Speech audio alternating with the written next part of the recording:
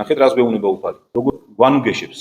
მან ისეთი მსხვერპლი გაიღო ჩვენთვის, რომ სულ ყველაფრის დათმობა რომ მოეთხოვა და რო ეთქვა, რომ ქუჩაში იცხოვრეთო, იმიტომ რომ თვითონ თავის მისადრე კი ადგილიც არ ჰქონდა.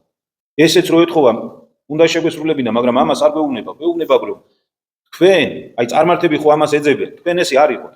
თქვენ უპირველეს ყოვლისა ეძიებდით სასუფეველსა ღვთისასა და ესე ყოველი შეგეძინოს თქვენ. ანუ ყველაფერი გვეუბნება თვითონ ამავე სახარებაში, ხო რომ მამა მიცის თქვენ რაც გჭირდებათ.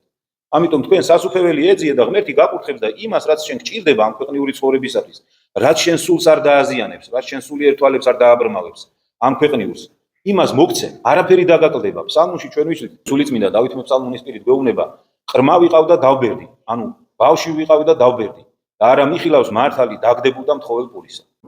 მეფე ადამიანი ამბობს რომ ბავშვი ვიყავი და დავბერდი და არ მინახავს არსად მართალი ადამიანი დაგდებული და პურის მთხოვნელი. იმიტომ რომ ზრუნავს უფალი ყველა ადამიანზე და იმას აძლევს რაც მისი სულისთვის საჭიროა.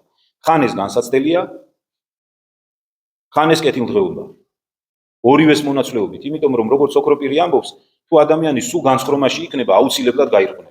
აუცილებლად ამის ბევრი მაგალითი ვიცით მინდა წერილიდან. მაგრამ თუ ადამიანი სულ განსაცდელში იქნება, ესეთი ადამიანიც გაწყდება, ვერ გაუძლებს. სულ განსაცდელს ადამიანი ვერ გაუძლებს, სუსტია. ამიტომ უფალი ორივეს გვაძლევს ეს ოქროპირის სწავლება. ხანის არის, ხანის არის. სწორი სულიერი თვალის მქონე ადამიანი ვინ არის, რომელიც ორივეს მადლიერებით იღებს და იცის რომ ორივეს უფალი უგზავნის მისი სულის გადარჩენისთვის და სხვა არაფრისთვის.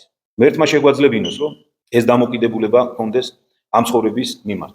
ერთნაირია ყველასთვის ის სამყარო, იქ არ არის თვალღება უფლის წინაშე, უფალი არავის არ ეკითხება, მდიდარი იყო თუ ბატაკი, ჯანმრთელი იყო თუ სნეული, ერთადერთ კითხვას სვავს უფალი. ცხოვრობდი სიკეთით თუ არ ცხოვრობდი, იცავდი ჩემს ცნებებს თუ არ იცავდი, მემსახურებოდი მე თუ ემსახურებოდი მამონას. უფალის სახარებაში გვეუბნება ჩვენ, რომ რომელ უფალსაც ემსახურებოდი, ის გადაგიხდის საზღაურს.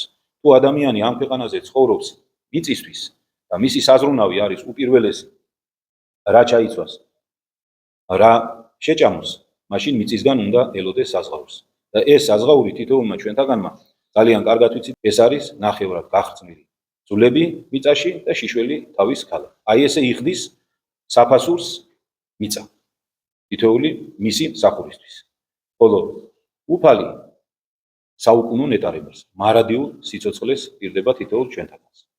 მერთმა მოგცეს სიბრძნე, სულიერი ხედვა, რომ სწორი გზა ავირჩიოთ. მერთმა გაგდოცოთ და